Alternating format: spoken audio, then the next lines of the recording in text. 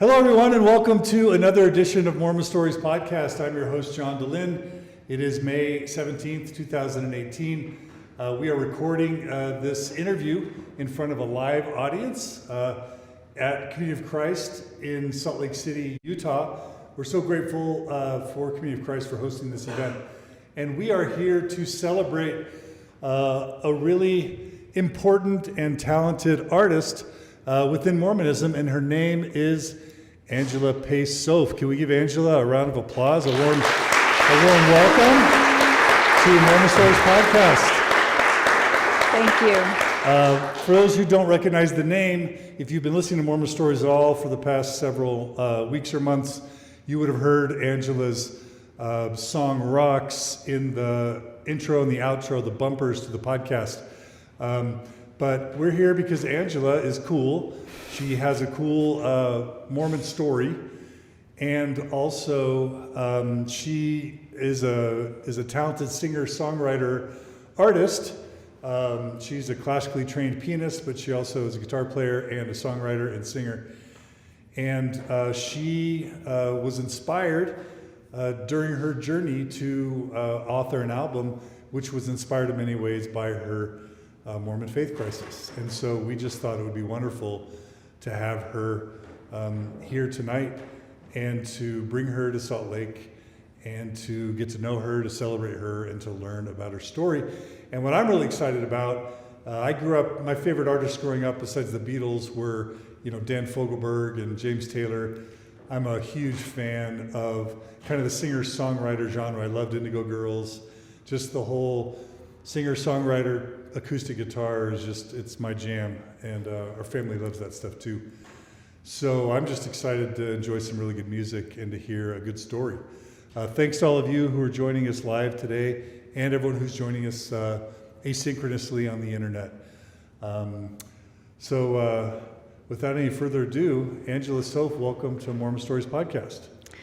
Thank you. Thank you so much for having me. I'm honored. How are you feeling? Be honest. I am so nervous. Why are you nervous? Well, we haven't gotten to that part of the story yet. Okay, we get there. We grabbed a little bit of lunch earlier today, and we were trying to decide exactly. You can't please all audiences, so you kind of have to target an audience, or you kind of mix things up, and by trying to please everyone, you please no one.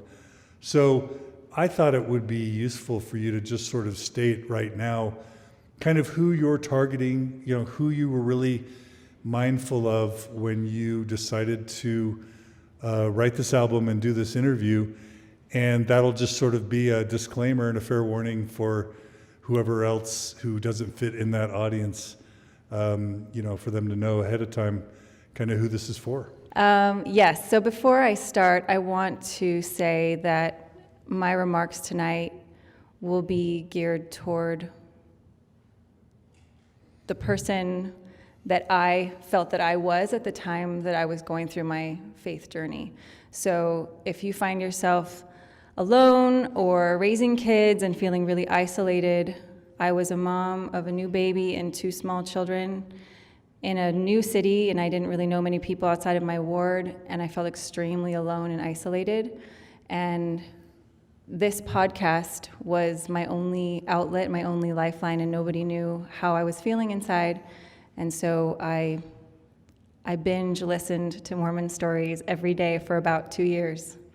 And so that's why this is important for me, and why I'm nervous, is because I felt like it all is coming, I guess, full circle for me, because this is where I found so much peace and a community of people that I didn't know, but I felt that they were there somewhere in the cosmos, and I wasn't alone.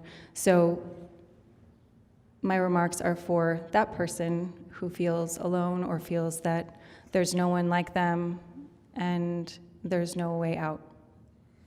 Beautiful. Well, with that, let's begin.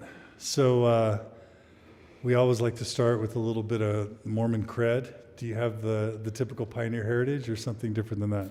I do. In fact, I just did the 23andMe, the DNA testing, and I was shocked because I'm 100% European.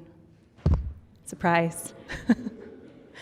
And all of my ancestors come from some sort of pioneer crossing the plains story. I don't even think I have any like random Italian immigrant. They're all British or some German in there. There's always a little bit of Neanderthal in there, isn't there? Yeah, actually I have higher, I shouldn't say this on here, but I have like abnormally high Neanderthal DNA, which makes me so There's no shame in that.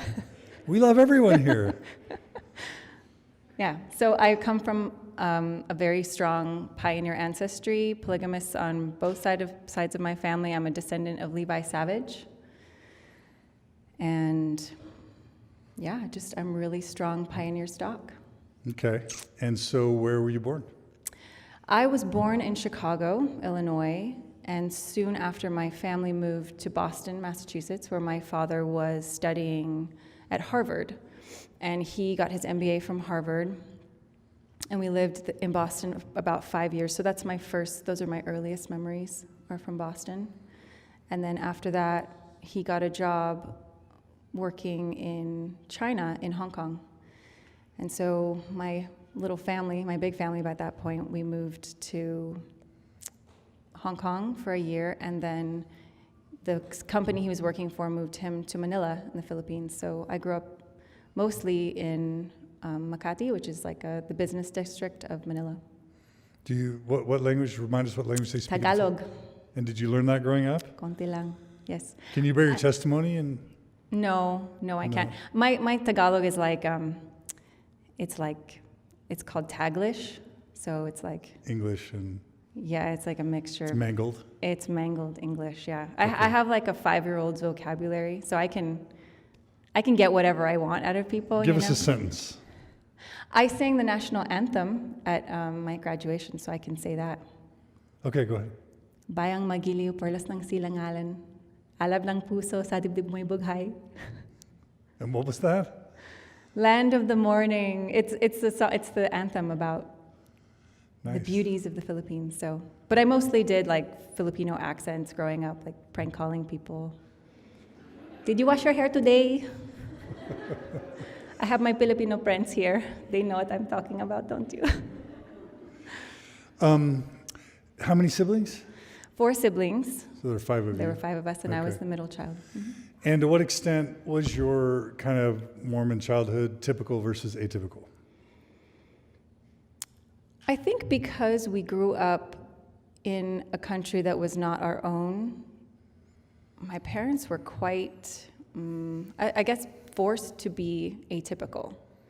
Because, during like a coup, like we had a military coup, and so we had to have church in our living room. Like all the branch would meet at our house, and seminary was like in my living room. My mom taught it for several years. Some of her students are here.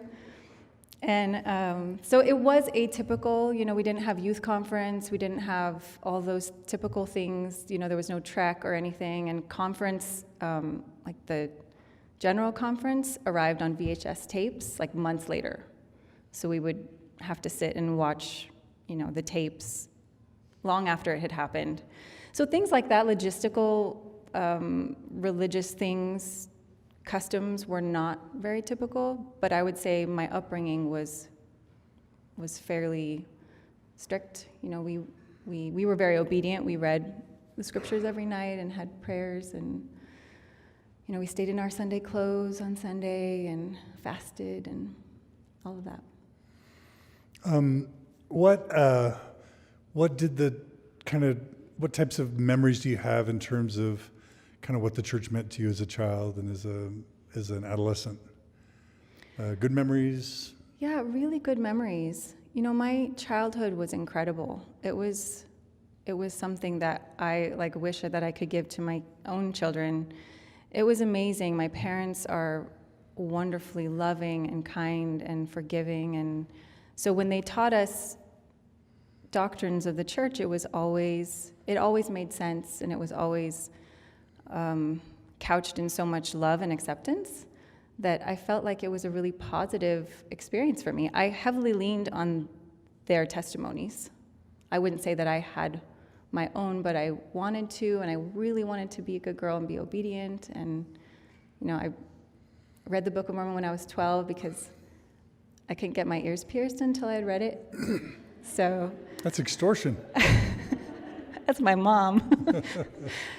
Anyway, so we were really quite, quite faithful and did the things that we were supposed to do. And I feel like our family culture surrounding the church was always positive. I don't have any negative associations or memories. I do remember being, I don't know if this is typical of artists, but I was highly analytical.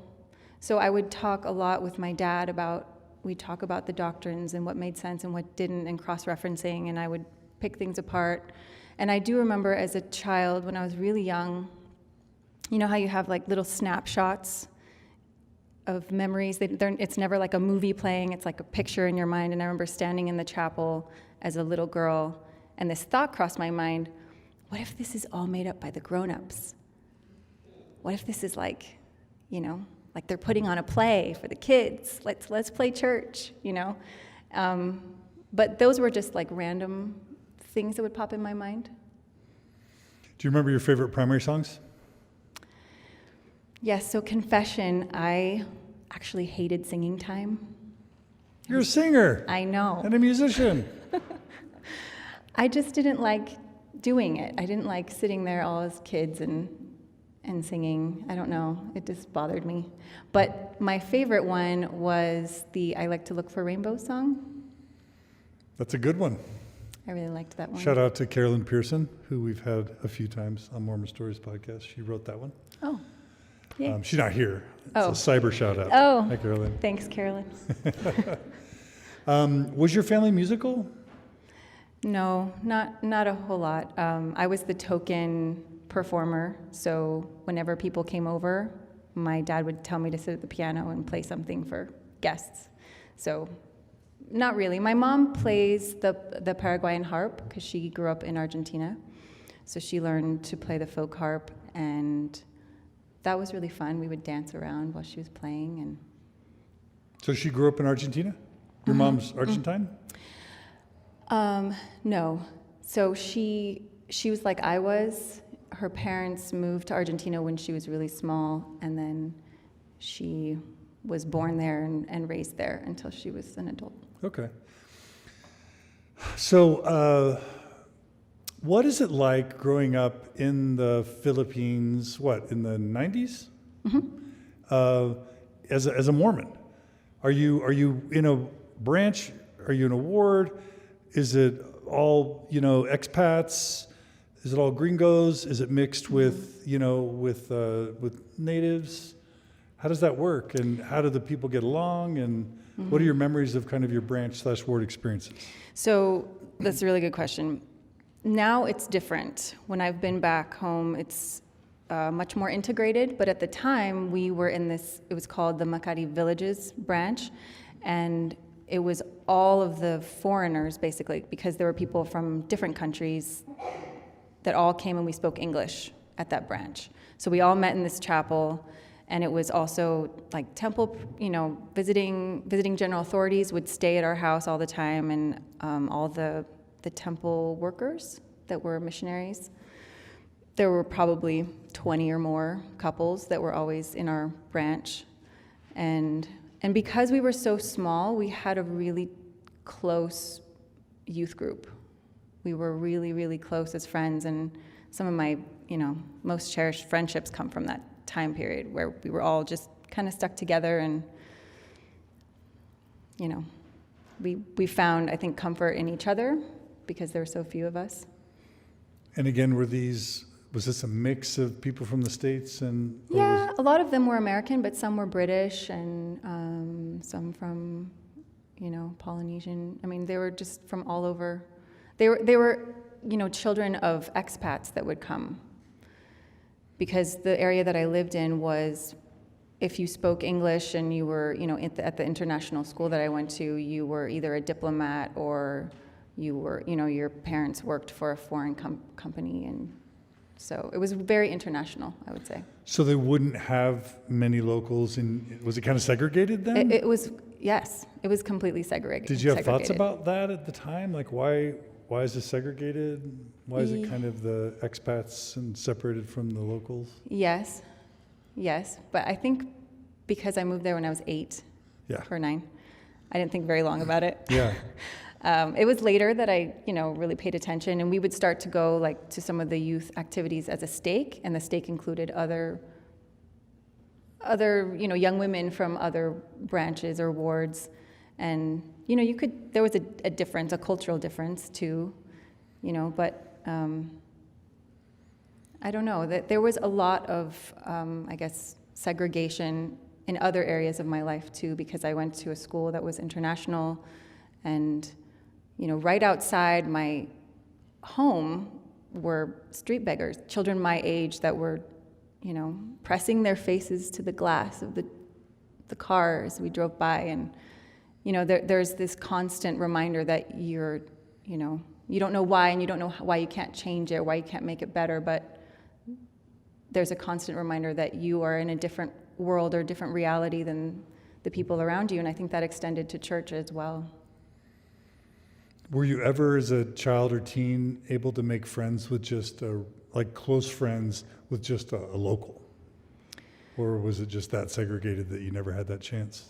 The friends, we did have, my parents were friends with a family that lived in Palawan, which is like a group of islands in the Philippines. And we became close friends with the children of that family. And some of them came to stay. And we sort of, kept in touch, but I would say as a general rule, we were really not super connected with like the everyday local person that you would meet. Except for at school, we had scholars that were awarded scholarships. And so, a lot of my Filipino classmates were, fairly lower to middle class, and they would, we'd get to know them. Just not at church? No. Interesting. I never thought about that. Perhaps it's different from my classmates, or my other friends from the branch, but I did not get to know anyone from the other branches. That's so interesting. So, so as far as music goes, I understand you said that you were classically trained as a pianist before you learned guitar. How did that go? Like, we had several of our kids learn piano, and none of them reached that level. What was it that drove you in that direction? To play piano? To become kind of classically trained, yeah. Well, again, it's my mom. She gets all the credit. She apparently she had a dream.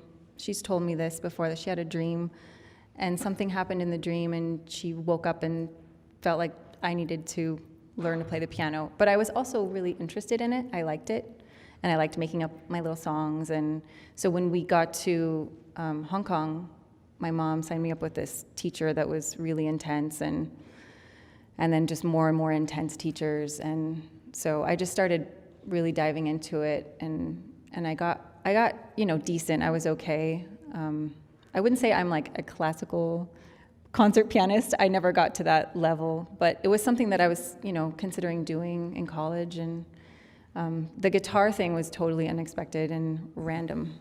That happened later. So did you write songs as a teen, or was it just practicing the piano?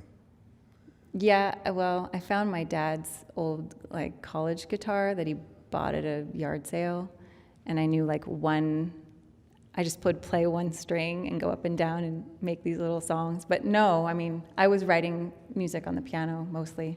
I didn't know anything about guitar. You were composing piano music? Yeah, in high school, I would make up pieces and. Okay. Was there anything about your adolescent teen years that you want to make sure to mention as a part of your story that were kind of important parts of what leads to the way this narrative is going to go? I think the only thing to mention is that I came from a really blissful, beautiful childhood. There's nothing I would change. There was something, and I it's not my story to tell, so I won't tell it, but there was something that I would call a thorn in the flesh for my family. It was one of those things where, we looked like this picture-perfect family, but there was something underneath the surface that was there and caused a lot of pain. And About what age? it started when I was I started to know about it when I was about 15. And I would talk to my branch president regularly about it, but it was a big trial for my family and kind of kept under the rug for many, many more years. I imagine that would be really traumatic for a teenage girl to have to make sense of the future with that type of turbulence at home. Mm-hmm. Yeah, and it wasn't something I thought about a whole lot, but it was definitely there. And I think, like anything in life, like nothing just falls on you. It's like planted. It's like seeds that grow and take many, many years to germinate. So by the time you're graduating from high school, what does your Mormon testimony look like? So I went to EFY one year, which was Is there a Filipino EFY? Or? No, and that's Okay. why it was like a cultural bombshell.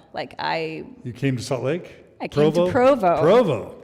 To Provo, Ground Utah. zero. Yes. All right. And I did. Did you see John By the Way?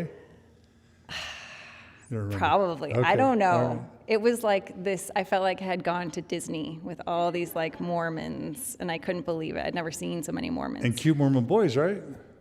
Yeah, but I had braces, and Oh, okay. I was just like kind of shell-shocked. Like, it was crazy.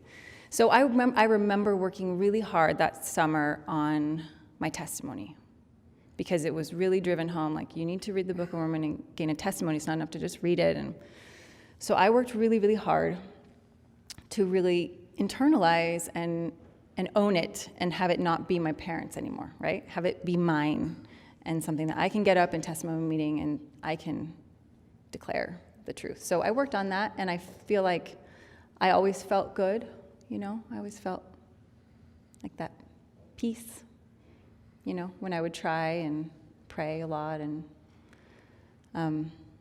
but I was fairly faithful. Like, I was a really good kid. I didn't go out and party, and I mean, I did hang out with friends at parties, but I was not a bad girl. But no big faith crisis or dark night of the soul or No, just never. smooth sailing. Yeah. Okay, so you graduate from high school. Mm-hmm. What'd you do?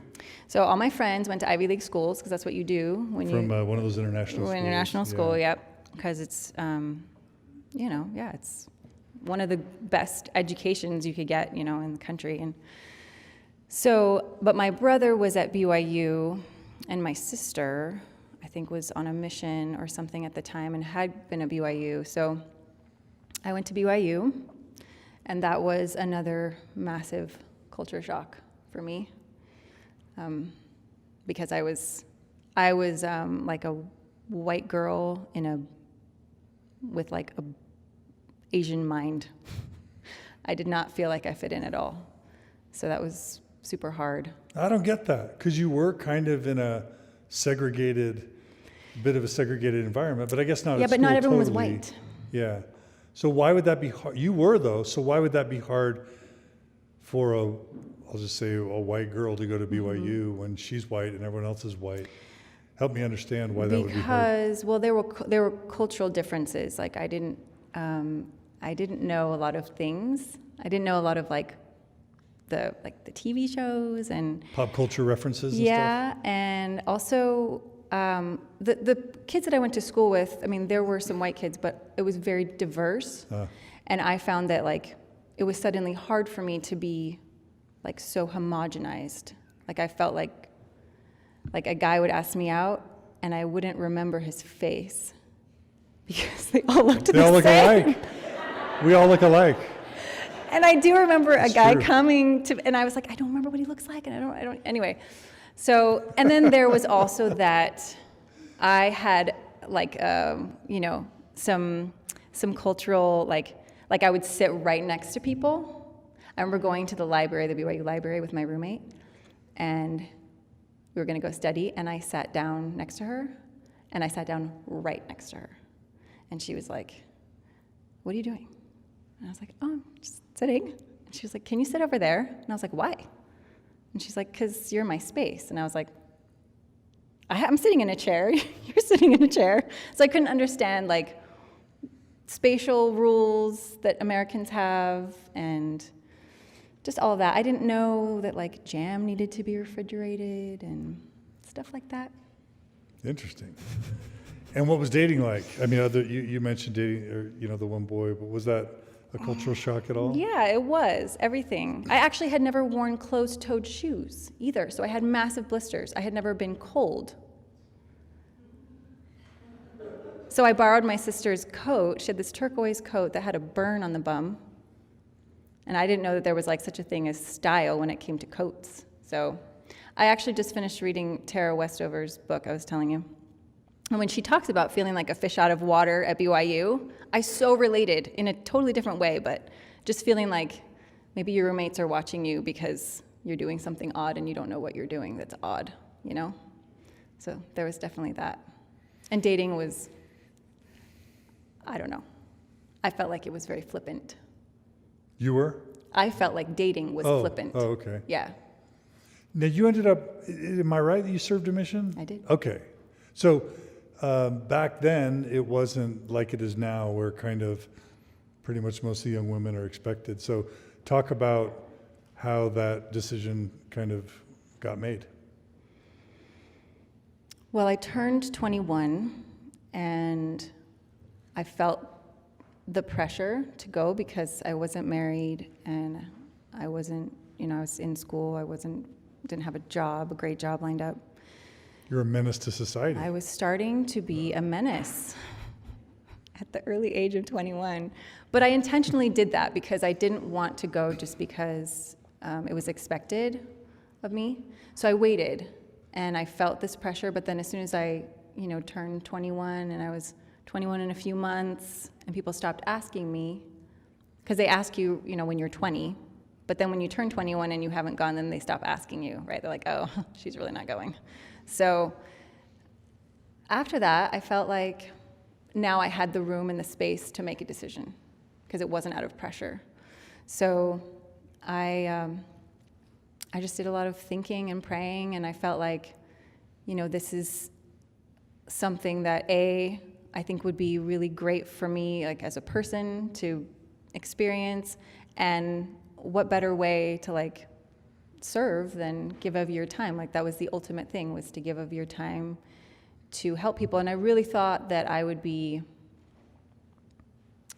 like really rescuing souls. Like I would be going and helping save people. And I thought that was incredibly noble. So what better way to spend my time than to do that? So I went. Where'd you get called? Campinas, Brazil. Brazil? Mm-hmm. So now you're learning a third language. Yeah. And how was that experience overall, your mission experience? My mission was not what I expected, and it's actually where I think everything started to break down, was on my mission. I was exposed to, I think, the other side of the church that I didn't know that existed. And I think before then, I had always seen it as like this warm, fuzzy thing. It was like this beautiful, soft cushion, and it was just, how could there ever be anything uncomfortable about it? But when I got to the mission and I for the first time learned the doctrine, because I was going to be teaching it, I didn't bother to learn these things before, like how the priesthood was given. I think I knew these things, but I wasn't paying attention when I was a teenager. But once I got to the mission in MTC, and I'm teaching these things, and I'm learning, and I'm reading D&C, and I'm reading all the texts, and I should have read that before I went, but I'm discovering things, and I'm seeing the way the church is run, and I'm seeing the way people are behaving, and the focus of the mission, and the way that it was numbers driven, and it was a different view of my church. And that's not to say it wasn't also awesome in some ways, but just as a background, that's where the breakdown began for me. So kind of the emphasis on numbers and on baptisms and on the more corporate kind of stuff. Yeah. And there was a lot of shaming and guilting and Of who? and of the missionaries. If what? For what? There were just a lot of rules, and then if we didn't follow the rules, we were not worthy, and our baptisms would drop. And I was one of those 100% obedient missionaries, and so I was the one, standing outside the gate until 9 o'clock or 9:30, whenever it was, and trying to be so obedient to the rules so that Don't come home early. You gotta stay out until the 9:30. so that we would have success, so that souls would be saved. Yeah. And the dark side of that is if you don't have the baptisms you expect, then what? Then I'm doing something wrong. So I guilted myself quite a bit, and then we also had zone conferences where this was just really forcefully taught to us. So You're trying to be diplomatic, aren't you? You're trying super hard to not hurt anyone's feelings. Yeah. That's good. yeah. Yeah. Okay, so did that come to a head in any way, or was it just this 18 months of a slow burn of some dissonance? If I'm honest, and I want to be honest about myself in this interview, I think I developed depression, some sort of temporary depression, because it went away really fast when I got home. I really felt like I was watching the clock after my first area, and that was pretty traumatic for me. I would stare at calendars on the wall and just think, okay, only like 10 more months. and I felt so much guilt about that I wanted it to be over, because I felt like this isn't what I signed up for. I don't know that we're really helping anybody. We're coercing, we're begging, we're knocking doors, we're bothering people that don't want to be bothered. And there was a time that I was just so down, and I think that something shut off so that I wouldn't feel, and I became really numb, and I was just kind of robotic. They're calling you. No. So you became robotic? I felt like I became robotic. I almost became I felt like I wasn't even female anymore. My mission president called me in because I had stopped my period, and my companion was kind enough to tell him that. So, yeah. President, I have something to tell you about my companion. So we met regularly about that, which was great. About your menstrual cycle. Yep. So, but that, I think that's an indication of stress, right? I was under a lot of stress, and I was trying to just endure to the end. And also my anthem hymn for the mission was, "I'll go where you want me to go." And I would sing that hymn to myself, at night in my head, so that I would, just continue to be so faithful, because I felt like even if the Lord knew that I didn't want to be there, that I would be somehow less in his eyes. Taking deep breaths because I'm feeling a little bit overwhelmed for you and sad for you. Sometimes I do these little timeouts where I do this kind of therapist coach moment, but I've been studying the practices of unethical organizations, I'll say it that way, and two of the things that are listed as no-nos are a purity culture where perfectionism is sort of expected, and then some type of system where if things don't work out the way the leaders promise, that people blame themselves for those things not working out. And those are two very damaging things, a perfectionist culture, and then all the self-blame and the shame that goes along with it. So that's hard stuff. So did you make it through? Yeah, I decided it wasn't an option to go home, because that would be me failing myself. So I knew that I was just going to stay and just muster through. And to be fair, the last 6 months of my mission, I had a companion I was training. I ended up training multiple sisters.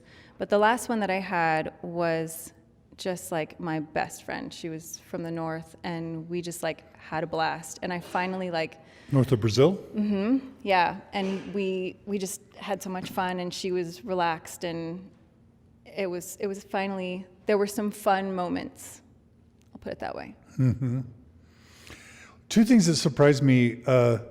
Number one is, our listeners may or may not remember this, but there was this time where, let's just say early 90s, when the church realized that this crazy baptism numbers of the late 80s wasn't sustainable, and they were seeing like 10 to 15% activity rates in Latin America and the Philippines, that they actually sent Jeffrey R. Holland to Chile for 3 years, and they sent Dallin H. Oaks to the Philippines for 3 years to try and figure out what's going on. Why do we have crazy baptisms and like very few wards and stakes relative?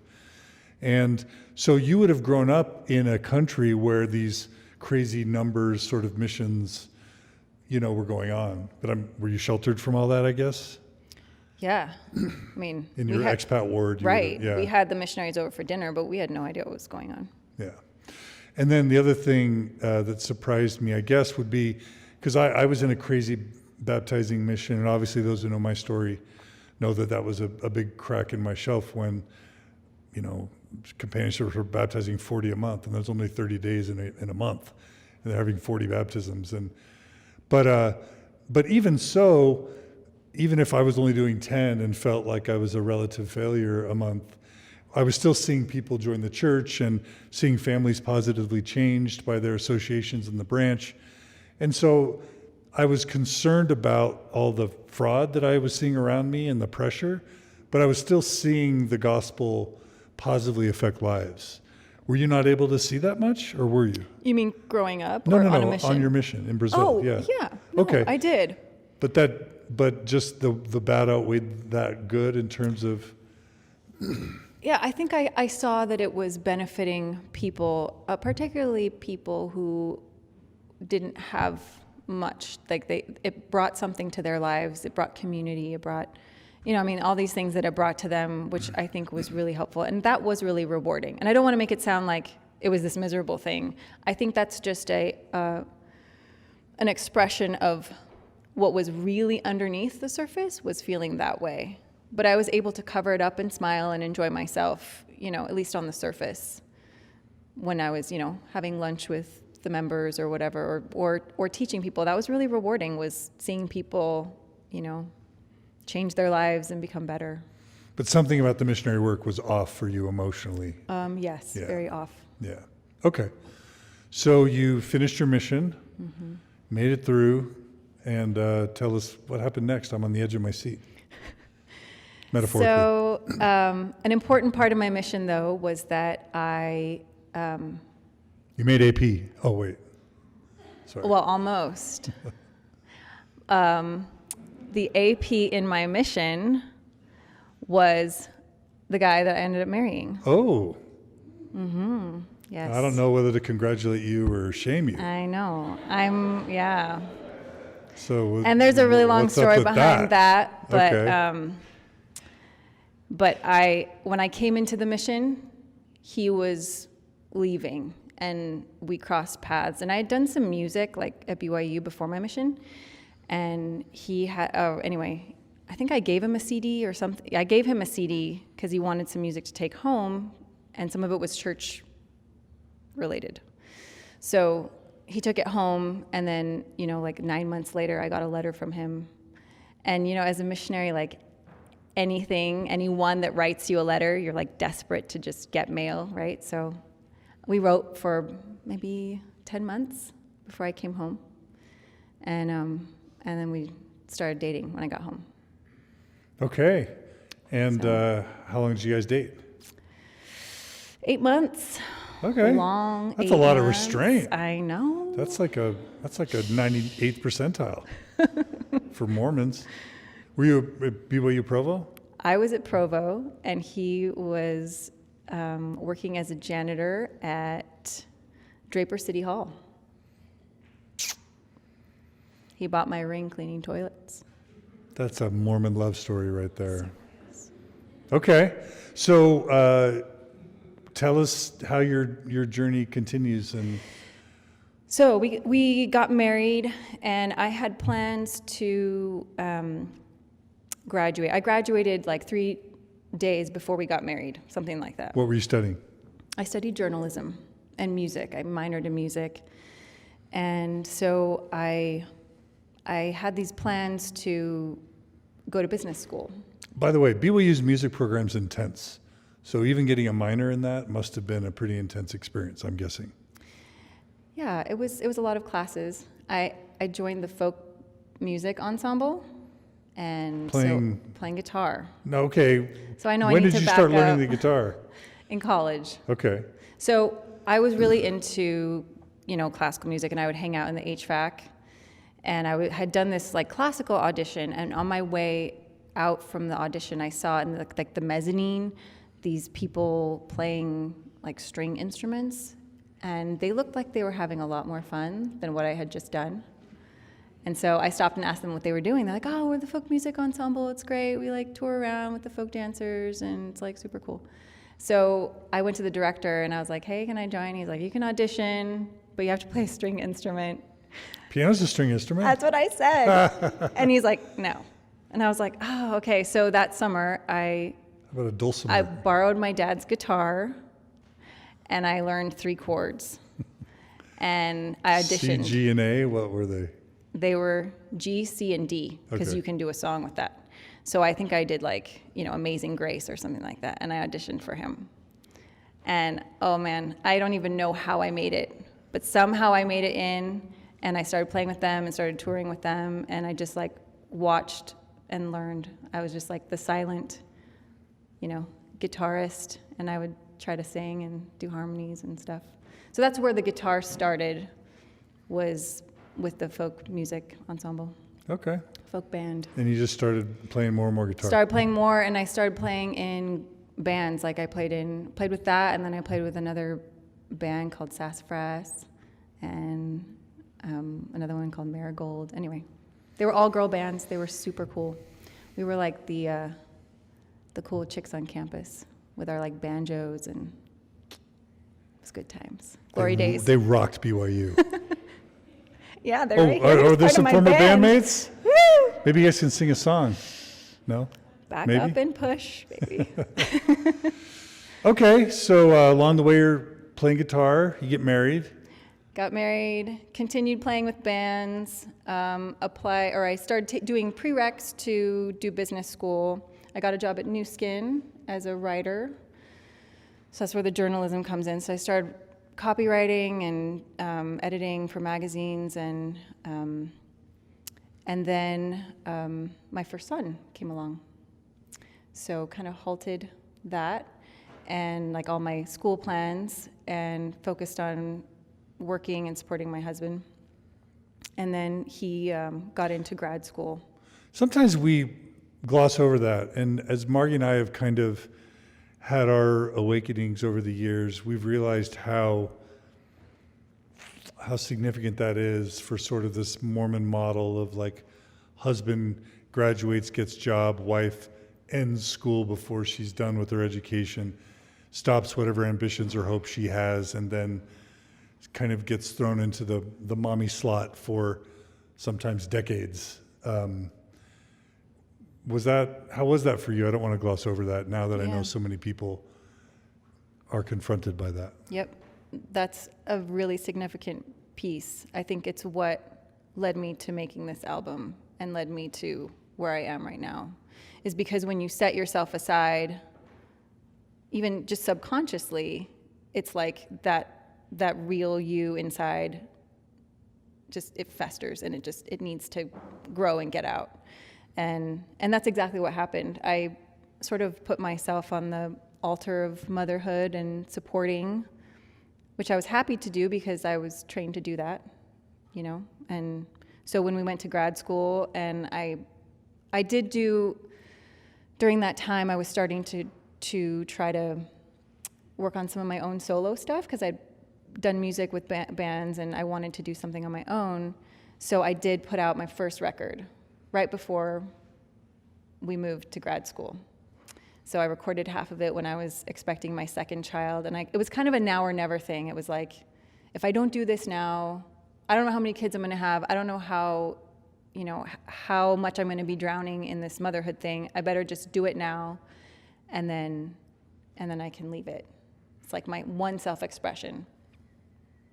So I did it, and I put it out, and we immediately, the next month moved to Washington, D.C., so my husband could go to grad school. What was the name of the album? Sand and Rain. It's on my website. You can buy it. What was the genre?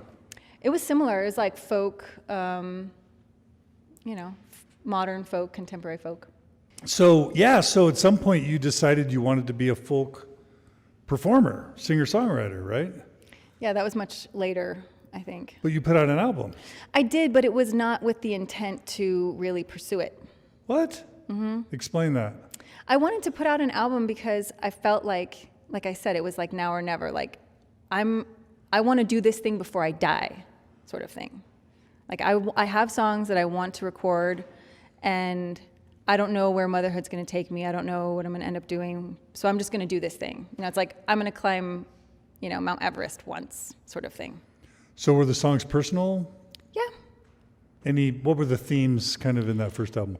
That first album was, I called it Sand and Rain because it was sort of, I felt like at that time I had like left my childhood life and then this new life of being married and being in the United States. And so it was kind of a merging of both of those. But the songs were really random. They were all things that I just like wrote for different reasons. Like one was written because of my son I witnessed a child that had drowned, and so I wrote a song about that. It was really traumatic for me. And then, another one was about someone that I knew who had gone off to war. So there was actually no theme.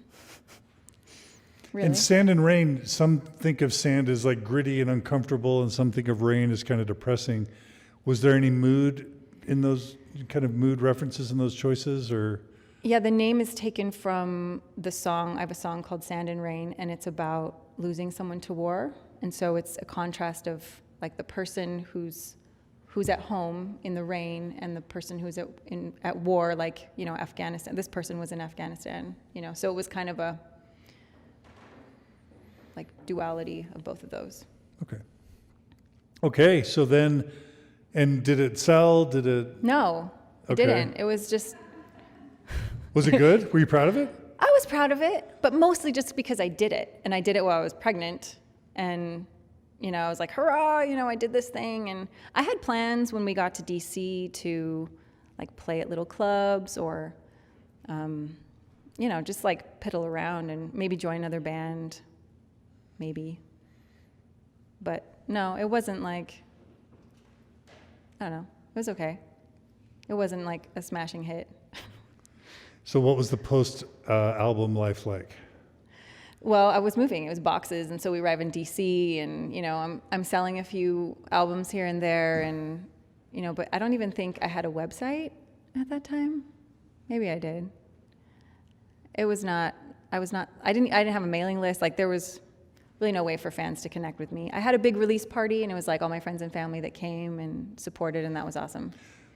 And so then it was diving headfirst into motherhood? Is that basically? So Yep. How many kids? So my daughter we had a baby and then a 3-year-old, and then we lived in this tiny little apartment in DC. And my daughter had a medical problem, and so we had to sell the piano to make room for her equipment. And so that was really hard because Had you bought the piano? we brought it with us from Utah. Had you bought it here, used or new? It was given to us by, it was like okay. an Osmond piano or something. Oh, wow. And it was cool. But we sold it in DC. So I had my guitars, but that's kind of where I started to realize that it wasn't going to be possible, or I thought it wasn't going to be possible for me to be doing music. And so I just put my guitar in the storage unit. There's probably some symbolism there, right? Because probably other things went in the storage unit too, like what? Yeah, my free time, I developed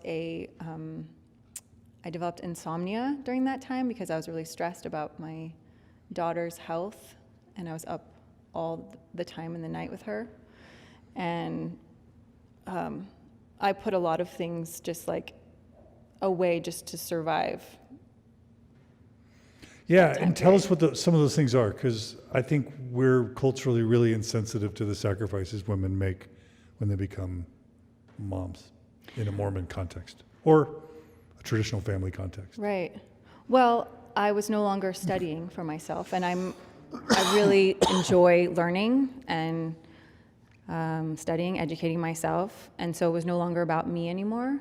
That was really hard, was to watch my husband, and this is still, I mean, it's great that he was able to do this, but to watch him progress and ace his exams and go to clinical sites, and I would just say, oh, it's awesome, I changed 5,000 diapers today.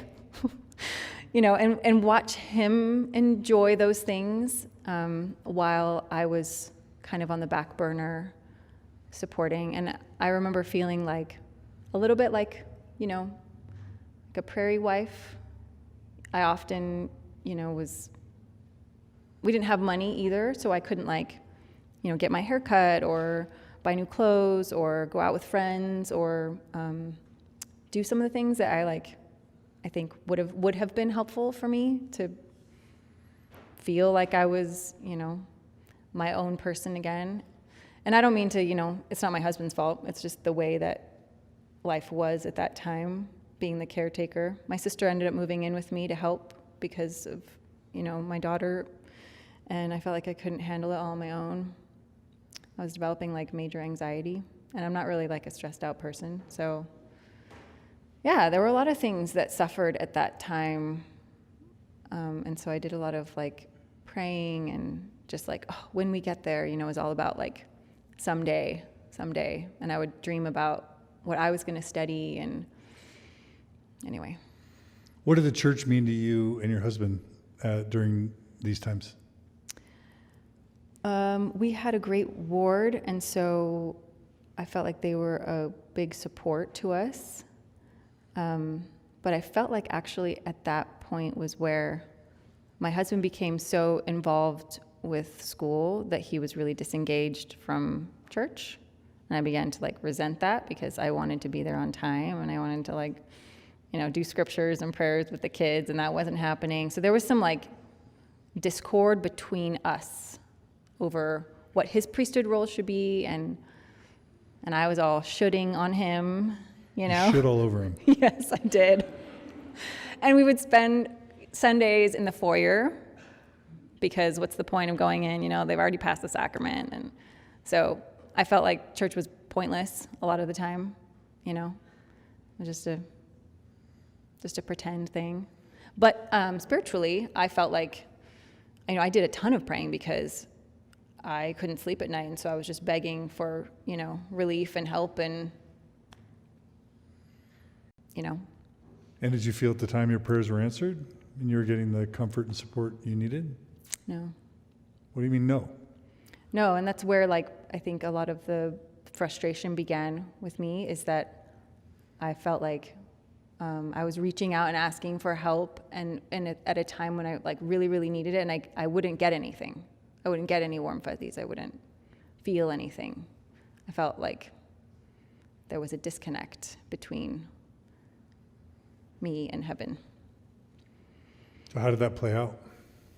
Well, you mean the relationship? Everything.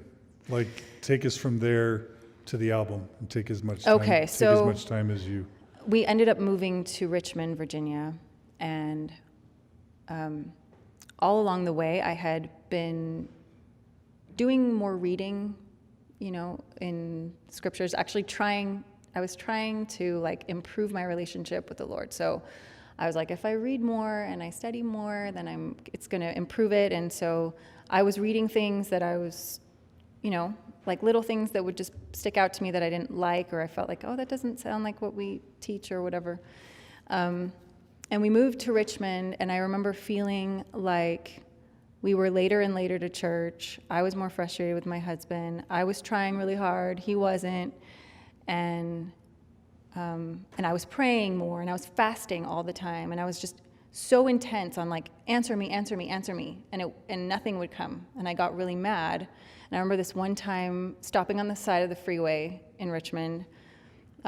Spencer had the kids, and I was like, Lord, I'm going to walk in my heels until you answer me. And I had this like church skirt on, and I just like walked on this like frontage road for maybe like 2 hours, and my feet were sore and blistered. And I was like determined, and I was so mad because I felt nothing. And the more angry I got, I felt like I was making it worse. So then again, I was shaming myself because I was obstructing. Anyway, I had this whole episode with God on the side of the freeway. What were you looking for? What type of answer were you I wanting? wanted him to tell me he was there, that he was hearing me, because it had been years before since I had felt like he heard me, like he was responding, and there was no response, like vacancy. And I kept blaming myself, like, oh, maybe it's me, but I just kept trying harder, going to the temple more. Oh, maybe it's because my husband doesn't come with me.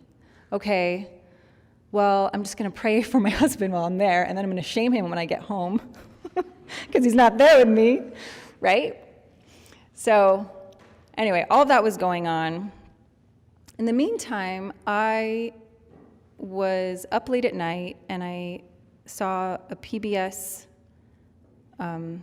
documentary. I think it's like a famous one. Is it a famous one? On the Mormons? Yes? Yeah. Is that the one? I think it's called The Mormons. Okay. Helen Whitney. I saw pieces of that, and it just like freaked me out. And I called my mom, and I was like, did you know about this? Like, this isn't even, and she's like, oh, it's not true. Do you remember any of the pieces? It's not true. Do you remember any of the pieces that were like disturbing? polygamy, and that Joseph Smith had like 30 wives.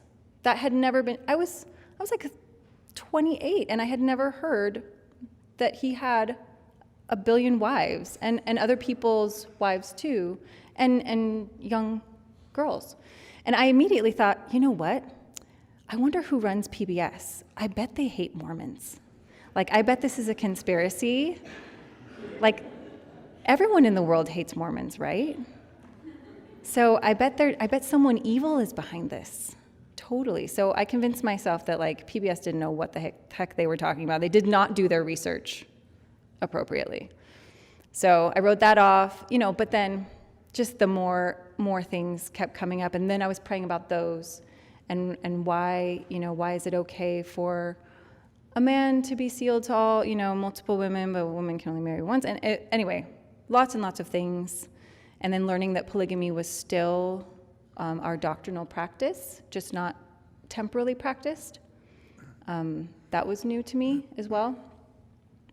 So fast forward, we leave Richmond, and I said to my husband and myself, I was like, this is great. We're going to have a fresh start. We are going to your first job. Let's just like wipe the slate clean. Let's forget about all of our arguments about church, and let's really dive in and be just 100%. And he was like, yep. You're tripling down by this point. We are tripling down. We're going to be like ultra righteous. So we get to Yakima, Washington, where I live now, and he got called immediately into the Elders Quorum presidency, and I was the choir director, and I worked in the Relief Society, and it was great. We were just immediately welcomed and loved, and we had 3 small kids, and it was so great, and friends. And I was so happy that my husband had a calling that would require him to be faithful, right? Like, I don't mean to me, I mean, it would require him to read his scriptures and fulfill his priesthood duties, right? Did he ever say why he wasn't? He was just really tired and like super busy, and he's like, babe, I'm just like, so He's overwhelmed. He was just surviving. And it's true, his residency stuff, his like clinical was crazy. Was he a psychologist? No, he's a nurse anesthetist. Oh, okay. So he had a didactic and then a clinical portion. So anyway, we are really doing great on our faithful, commitments to be 100%, and I'm loving, leading the choir. And one Sunday, I get this like moment sitting in church again, this like feeling like my inner self is screaming at me. And I was so upset, and I was like, why? Just like go away. Like, I don't need you anymore. Like, just let me be happy here. Like, don't bother me while I'm in church. Like, I want to just be here, and I want to be a 100%, and I want to believe 100% because this is where I belong. And I remember just going to the bathroom and sobbing. And I had to leave church early. And I thought I was having like an episode. And there was nothing external. It was just your... No, it was just talks and people, saying, I think it was a talk about modesty, and I have my own views on like what's modest. And I was like getting mad in my head. There was a lot of like swearing in my head, I think they know what I'm talking about. So just being, disagreeing with what's being said, but feeling like I should be agreeing. Why am I not? What's wrong with me? And this just dissonance just like broke. And I went home and I was like, I don't know what I'm going to do. Like, I can't even go to church without disagreeing like every 30 seconds. And so I called. But you weren't at the time milking these doubts. You were you were totally in it. No. Yeah. No. I'll just say as another one of those little timeouts that unhealthy organizations sometimes don't encourage us to flourish and develop our authentic self. And so either our authentic self gets stunted or we fork into this sort of double life where you've got this, this hidden authentic self and then this public self. And it sounds like you had been silencing some authentic concerns for a long time. And when you just, it's a law of nature. You tamp something down, you suppress it. When you least expect it, it kind of can explode on you. And it sounds like that's what it was doing emotionally. Yeah, well, also, I think to make things worse, I thought that voice inside of me that was my true self was Satan. So now you're identifying yourself as evil. I am basically just Satan, Yeah. right? Yeah. So I thought that was the devil speaking to me while I'm sitting in church, and I'm mad at it, and I'm mad at God, and I'm mad at the person speaking, and I'm just angry. And I'm not a typically angry person. And I just found that I was so upset and so racked with like torment over this thing that I went home that day and I called my cousin, who is a psychologist. And I hadn't told anyone. I mean, Spencer knew that I was, in turmoil over some church thing, but he didn't quite understand. And I called her and I said, I think that I'm crazy because I have this thing going on. And she just laughed at me and she was like, you're not crazy. She said, if you were my client, I would tell you, find the thing that, what is it that's bothering you, and explore it. Like, don't hush it, but ask yourself why it's bothering you and, follow that. Because at the end of it, you'll find out what it is at the root that's bothering you. And when she said that, I think what happened next was the closest thing I've ever had to like a spiritual experience. I felt like something had just been like almost like a sound effect. It was just like ripped from me. And I just felt suddenly so free. Like, it's okay. It's going to be okay. Like, you can ask yourself why. And I was like, oh my gosh, I thank you. And I hung up with her and I marched in the other room and I said to my husband, I'm going to the library right now because the library is open on Sunday. And I'm going to read books, anything I can find, good or bad, about my church. And I need to do this because I'm going to discover that, all these negative things that are being said about the church are not true. And then I can return to my normal church activity.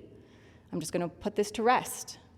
So I did that, and I went to the library, and I got this huge stack of books, and I ordered what was on back order or whatever that they didn't have, and I looked online, but very sparingly because you can't trust the internet.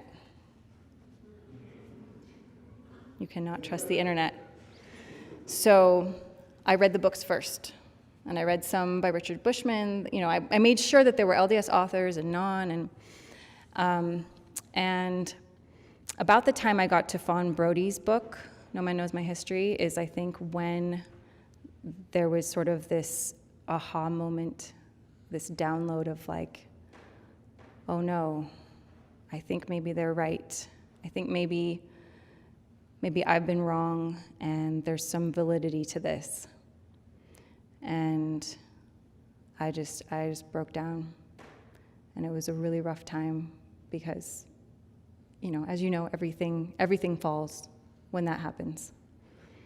So at that point, I just decided to grieve, and I went looking for support online, and I found a bunch of, really like angry people. And then I found this guy who had this video about some study he had done on like members who had left. I think his name was John DeLynn. And I was like, who is this guy? Anyway, I found out he had a podcast, and I just like ate it up completely. And I didn't stop. Like I just, on repeat, like all the time, doing dishes. Anywhere I went, I was like seeking the voice of people who had some information that I didn't have and could tell me then what to do with my life, because it all was falling apart. And at this point, my husband said that I was reading trash and reading anti-Mormon literature, and so he was not super happy about that. But he was still supportive of my journey, and so I would say, "Oh my goodness, did you know whatever?" And he'd say, "Like, what is that?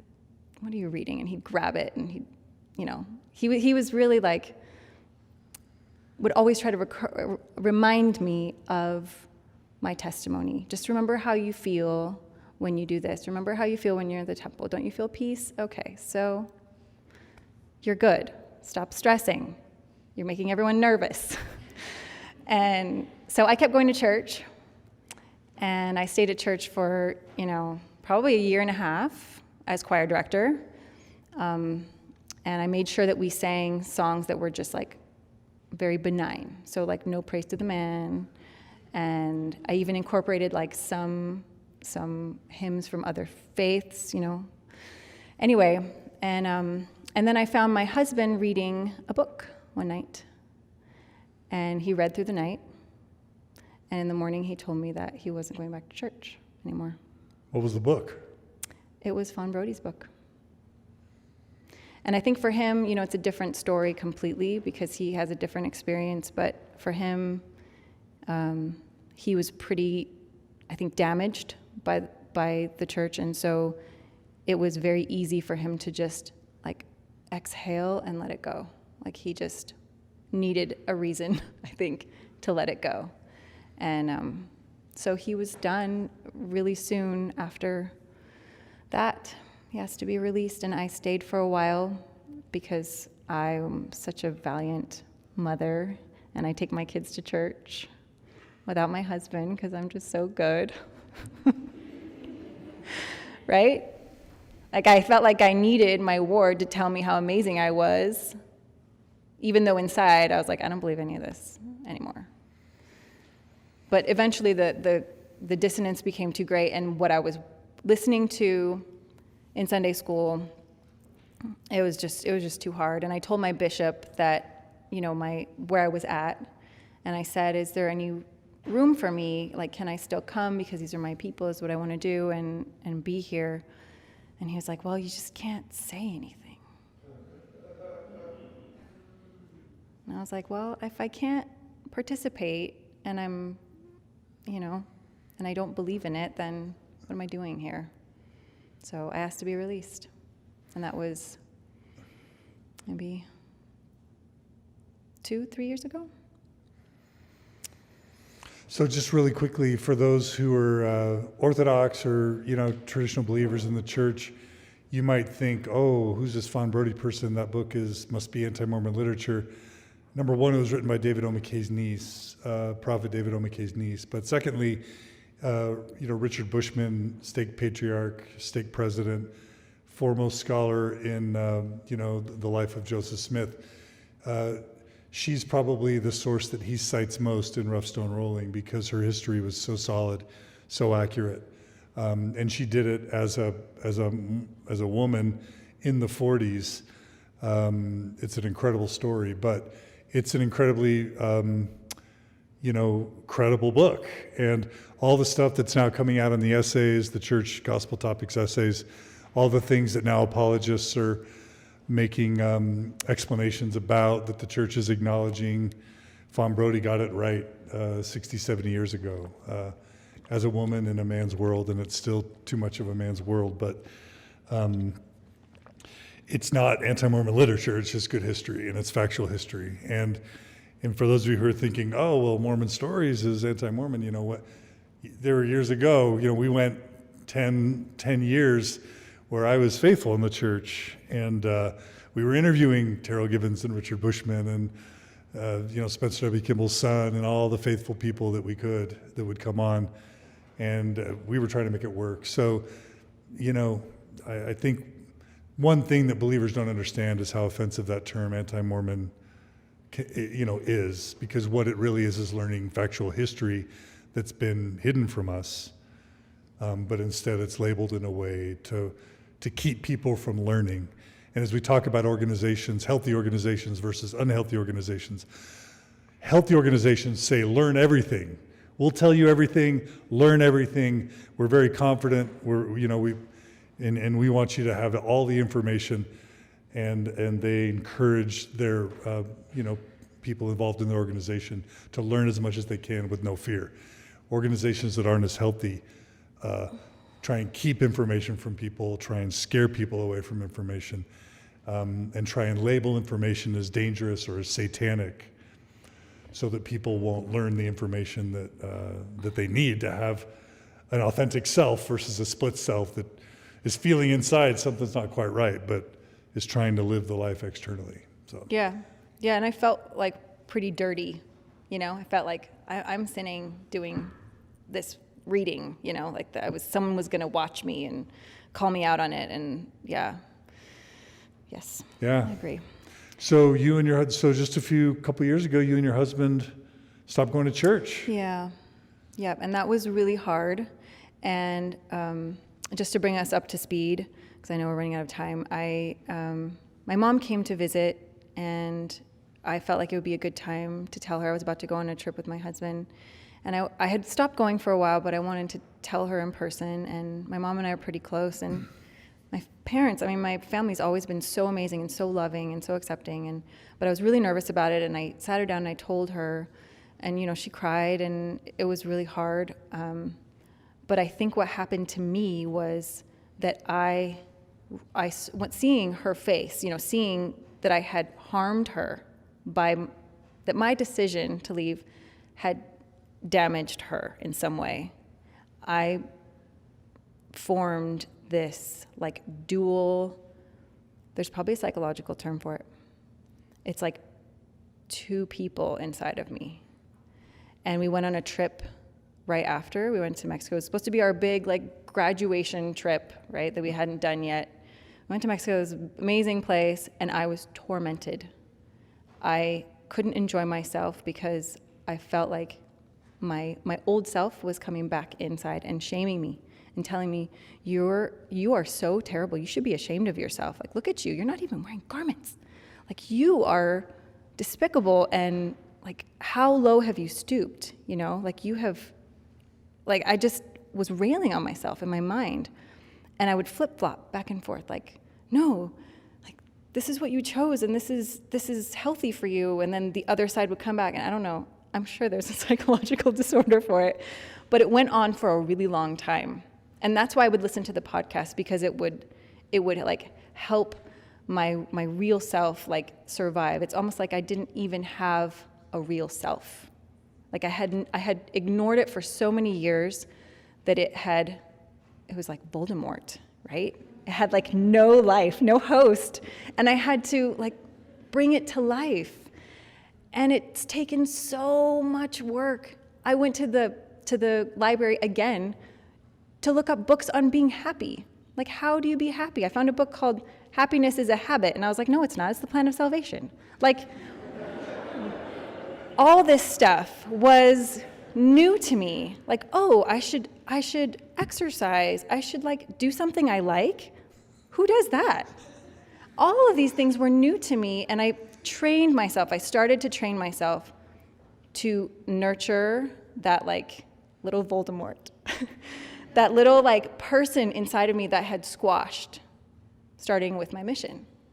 And I feel like she slowly like came to life. And as I grieved, it's like my love and my joy in music like just came billowing out. Like I would just want so badly to write a song, and I got all my music out, and it was just like this frenzy, and I just started writing like tons. I wrote poetry and I wrote stories, and I had dreams, and I'm writing piano pieces, and I'm writing violin pieces and quartets, like stuff I had never even thought was in my mind, because it wasn't. It was like I had killed myself, inside. And when I finally like allowed that voice to just come out, it's like, it was incredible. And I started running. I started doing triathlons and like races. Like I had never done anything like that before. And I decided I was going to, for the first time, like ask myself, is this something that I want to do or something I feel like I should do? And if it's something I want to do, I'm going to do it. If it's a should, I'm not going to do it. If it's like, can you babysit my kid and I don't want to do it, I'm going to say no. Like I had never done that. You can't do that. I always said yes. I was on the altar of motherhood, truly. Like I would do anything. I would bring any casserole, and I was last. I was dead last. And on this like whole journey of like, okay, who am I? I wrote all this music. And I never intended for anyone to hear it, ever. It just was like, this is in me and it needs to come out.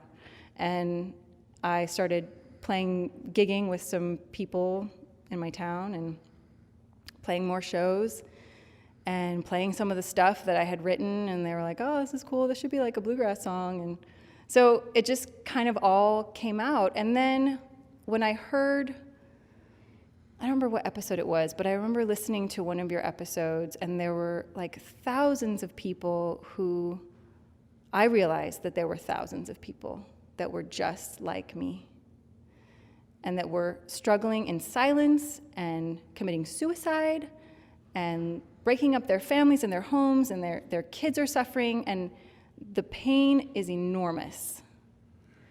And I thought, if I can help someone with my music, if this speaks to anyone, then it's worth putting out. Save it be one soul. I can still quote scripture. Then it's worth it for me. And so I held a fundraiser in the fall. You were a part of that. You helped get the last few $1,000s I needed to do this fundraiser, and it was just like, okay, ready, aim, fire. It was just like, go. And I recorded this album with an amazing producer in Seattle, and the rest is just history, and here I am. And here I am, on this podcast that I feel like has been so instrumental to me.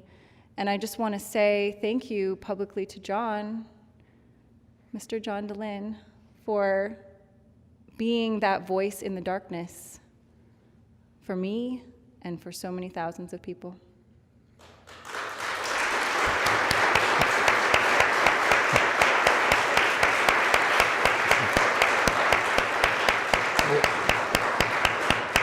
What I want to do is ask you guys how you feel about how that story just ended. Do you guys feel in the same way I am about that? Meaning,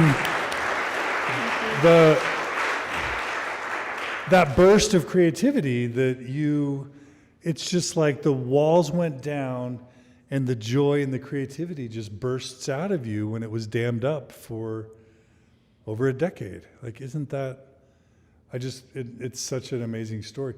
And it's another thing unhealthy organizations do is they send the message that if you ever leave the organization, you can't find health and happiness. You can't raise good kids, you can't have a good marriage, and you're not going to find joy. And what's so ironic is, and there are lots of people who stay in religions and are healthy. That's not what we're saying here. But there's some people who they need a break or they need to leave. And so for them, the ironic thing is the message they get is wickedness never was happiness. And yet for you, that's where you found your healing and joy. So much joy. Yeah. Yeah. Are you guys ready to hear some music? Yeah? Okay. So this ends part one of our amazing interview with Angela Soffe. You can go to Angela Soffe, that's SOFFE.com, and you can check out her website there. Does your album have a website? No, it's just my website. Okay. Mm-hmm. You can get it on Spotify, but it's best to buy the album. You can buy the album. We have CDs out here. It's a great Christmas present. It's a great birthday present, a great graduation present. It's a great present for yourself. But also, you can buy it where else? On iTunes? Yeah, it's on all the platforms, Amazon, iTunes. Yeah. The best way you can support would be to follow me on all the platforms, like Instagram, Facebook. I'm Angela Soffe Band on Facebook. And on Spotify. And then if you go to my website and enter in your email address, you'll get a free download of the song Rocks. And then you can stay in touch with me. Your newsletter. Yeah, newsletter and where I'm playing. I'm coming back to Salt Lake City in the summer. But don't go away, because we are going to take a 5-minute break, and we're going to come right back. And what Angela's going to do is she's going to treat us to 7 or so of her songs, and she's going to tell little sidebar stories or, little contextual fun stories as she sets up each song. So thank you for joining us for part one of this interview with Angela Soffe, and come right back for part two. Thanks. Let's give Angela a round of applause. Thank you.